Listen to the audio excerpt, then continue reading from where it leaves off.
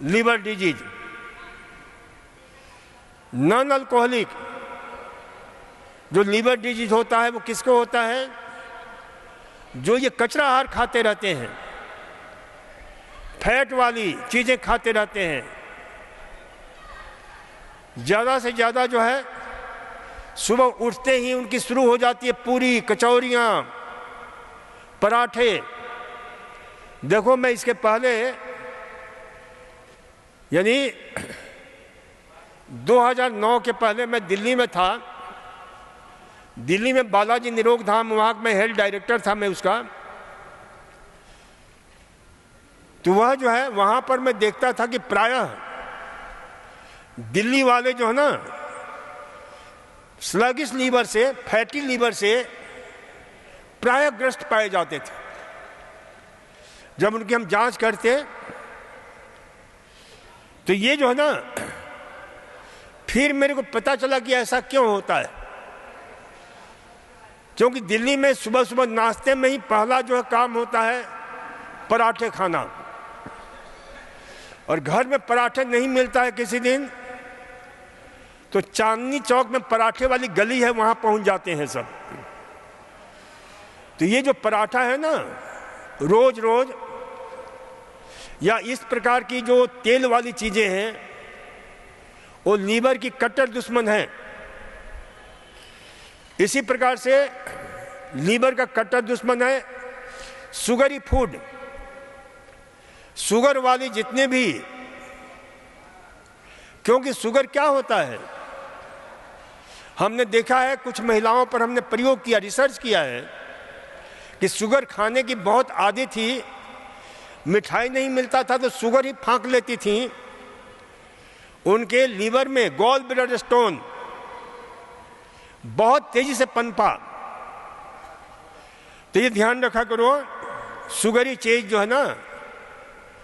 इसी प्रकार से आपके ज्यादा तली भुनी चीजें, fast food, junk food, confectionery food, process food, ये सब लीवर के कट्टर दुश्मन हैं। इनका प्रयोग नहीं करो। लीवर के लिए बहुत उपयोगी होता है। सब्जियों में पालक है,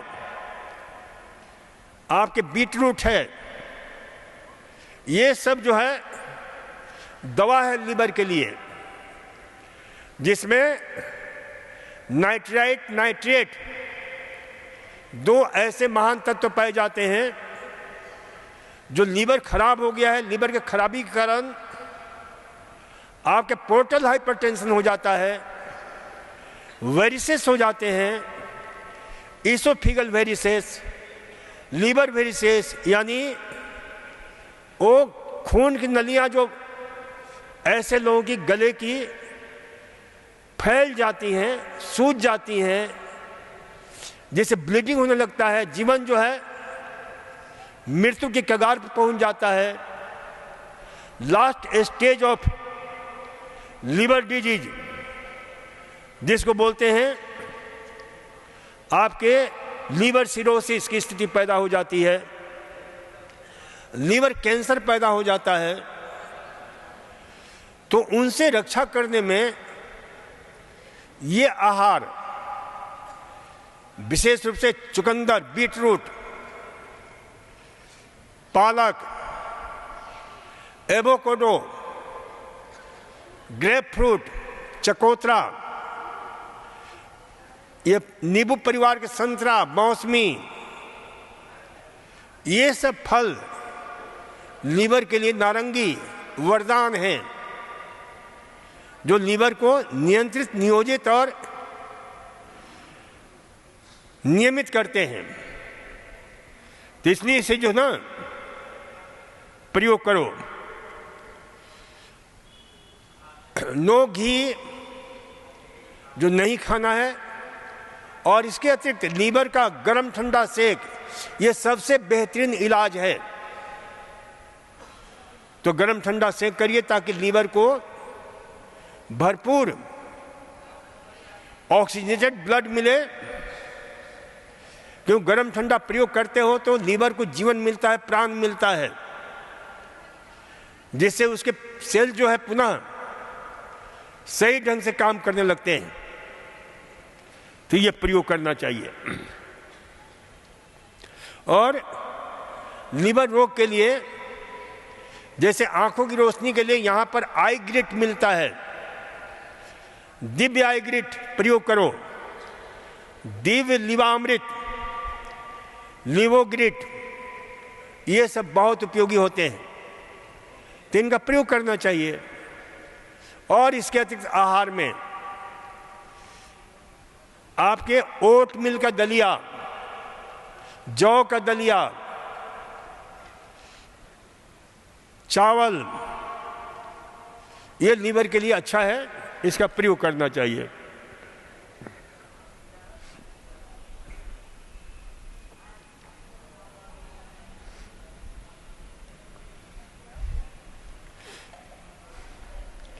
देखो, अस्थमा है, ये फेफड़े का रोग है, और मात्र फेफड़े का रोग अस्थमा ही नहीं होता है, अनेक बीमारियां, दर्जनों बीमारियां होती है फेफड़े की, और अंत में ये फेफड़े की बीमारी सीओपीडी में रूपांतरित हो जाता है, chronic obstructive sleep, chronic obstructive pulmonary disease इसको बोलते हैं। और ये फेफड़े के लिए बहुत ही क्षतिग्रस्त कर देता है। तो अस्थमा के लिए 2-3 बातों का हमें ध्यान रखें कि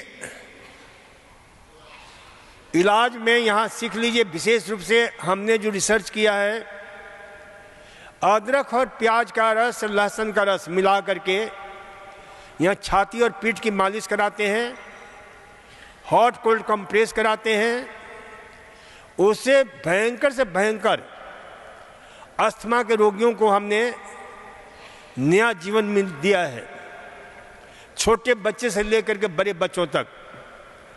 उपवास ये बहुत उपयोगी होता है, रसाहार, फलाहार,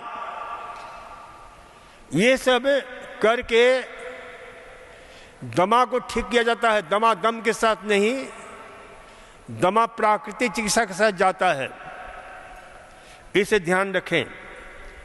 जितना हो सके हल्का भोजन करें, शाम का भोजन सूर्योदय के पूर्व कर लें अस्थमा वाले रोगी, और हमेशा गुनगुने पानी का प्रयोग करें, गर्म पानी का प्रयोग करें, तो इससे जो है काफी अच्छा लाभ मिलेगा,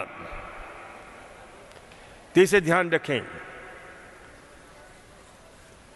तो ये प्रयोग करें। और खाने में जैसे हमने बताया कि जितना हल्का से हल्का भोजन और जो लसलसी चीजें हैं उसका प्रयोग बिल्कुल नहीं करें।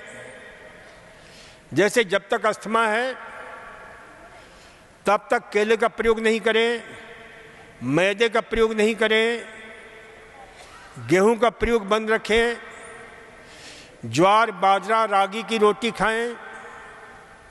ये कुछ जो है ना, विशेष रूप से चावल का प्रयोग नहीं करें, आपके दही, छाछ वगैरह का प्रयोग नहीं करें। तो ये सब ध्यान में रखेंगे। और ट्रीटमेंट में यदि बहुत ये अस्थमा है तो सुबह कुंजल क्रिया, जल नेति क्रिया, और एक और क्रिया होती है जिसको हम धोती बोलते हैं, वस्त्र धोती, जल धोती।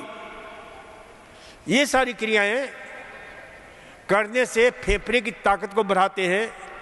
और सबसे बेहतरीन आपका इसका इलाज है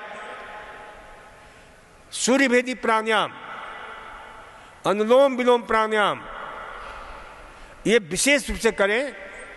और कपालभाति कम से कम 1-1.5 घंटा रोज करें। इससे जो है ना बहुत ही, क्योंकि इससे हमारी लंग्स की वाइटल कैपेसिटी बढ़ती है, FEV फोर्स्ड एक्सपायरेटरी वॉल्यूम बढ़ता है, जो दमा के लिए बहुत ज़रूरी होता है।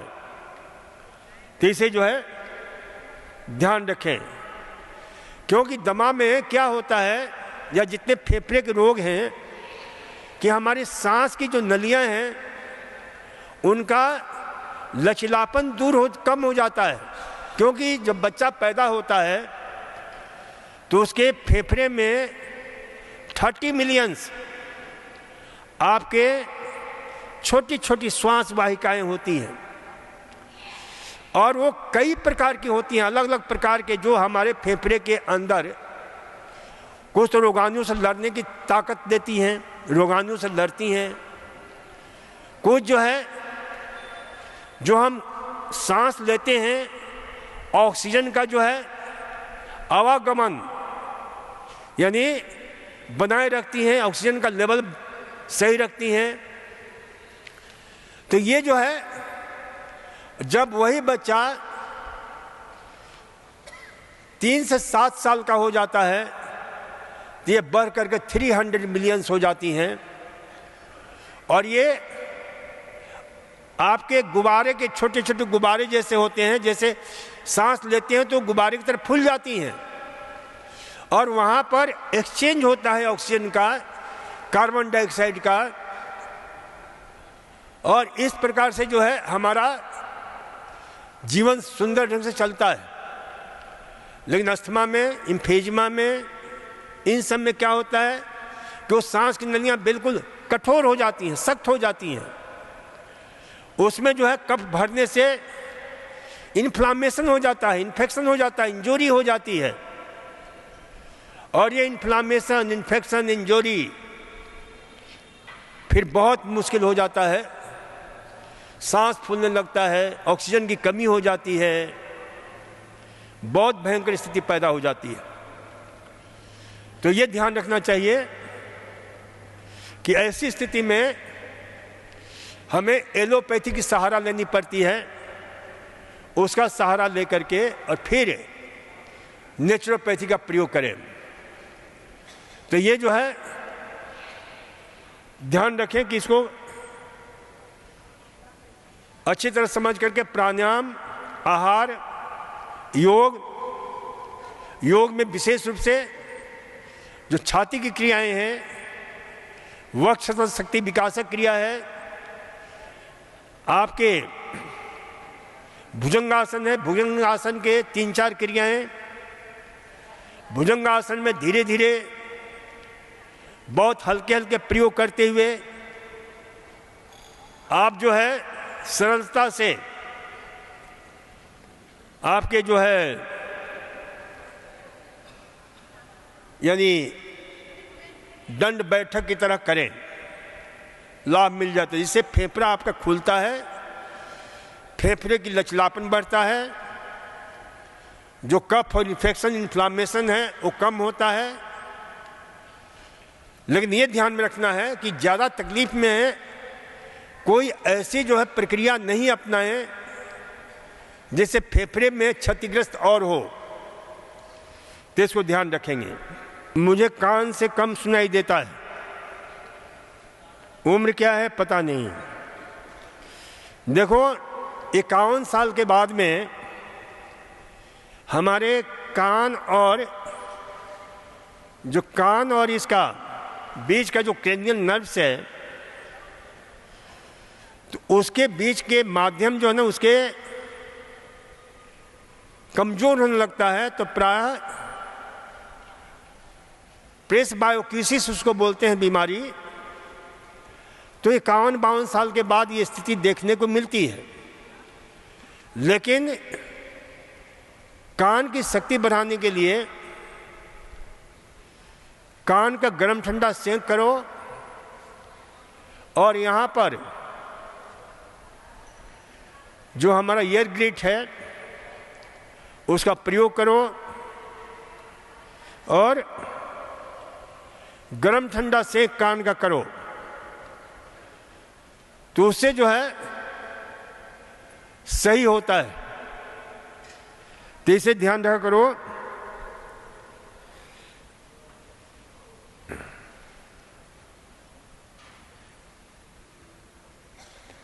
नाक बंद रहता है और दवा आपका ड्रॉपर डालती रहती हो, तो इसका सबसे बढ़िया है, सबसे बढ़िया ड्रॉपर सरसों का तेल। क्योंकि सरसों के तेल में जितने नाक की बीमारी वाले रोगी हैं, जिनके नाक बहता रहता है, अच्छी तरह ध्यान से सुनो कि सरसों का तेल सबसे दी बेस्ट होता है। क्योंकि सरसों के तेल में एक विशेष प्रकार के एंटीवायरल, एंटीबैक्टीरियल, एंटी फंगल तत्व पाया जाता है, जिसका नाम है AIT, एलाइल आइसोथायोसाइनेट। तो ये AIT आपके हर प्रकार के कोल्ड वायरस को नष्ट करने की क्षमता रखता है। तो दिन में 2-3 बार नाक में 3-4 बूंद सरसों के तेल डालो। डालने में दिक्कत होती है तो आराम से हाथ की कटोरी बना लो, इसमें सरसों का तेल रखो और ये उंगली लेकर के उसमें डुबा करके नाक में डालो और खूब जोर से खींचो ऐसे। फिर ये डालो, फिर इसमें डालो खूब जोर से। और ये हमने देखा है जिनको 30-40 साल से नाक बहता रहता था, उनके बहने शुरू कम हो गए, खत्म हो गए। तो ये जो सरसों का तेल है ना, बहुत अद्भुत है। फिर हमारे यहाँ अनु तेल है, औषधियों का तेल है। 3 सारे प्रयोग करके आप लाभ उठा सकते हो। और दमा के लिए हमारे यहाँ बहुत सारी चीज़ें, दवाइयाँ हैं, स्वसारी बटी है आपके जो है। इसके अतिरिक्त जो है ना,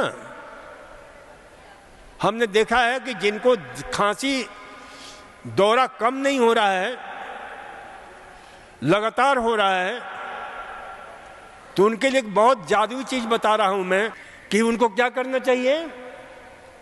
तो आपके जो है ना, ये गिलोय घनबट्टी होता है या नीम घनबट्टी होता है, इसको खाओ मत।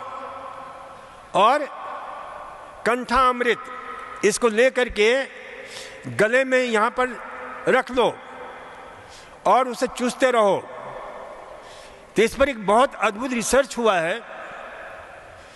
Maryland university of school medicine के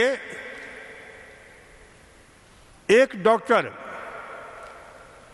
जिन्होंने जो है इस पर काफी काम किया है, तो उन्होंने कहा कि भाई इसमें जो करवाहट है, उस करवाहट को हमारे फेफड़े के अंदर, गले के अंदर भी टेस्ट बड्स होते हैं और वो कैसे जो है लंग्स को रिलैक्स करता है, जो भी कफ जमा होता है उसको निकाल बाहर करता है। तो ये बहुत अद्भुत है ये प्रयोग करना। उस आधार पर हमने इसके प्रयोग को कई लोगों को बताया और लाभ मिलता है। चलो आज इतना ही, धन्यवाद, नमस्कार। प्रश्न जिसके रह गए हैं उसका कल जवाब देंगे। ओम।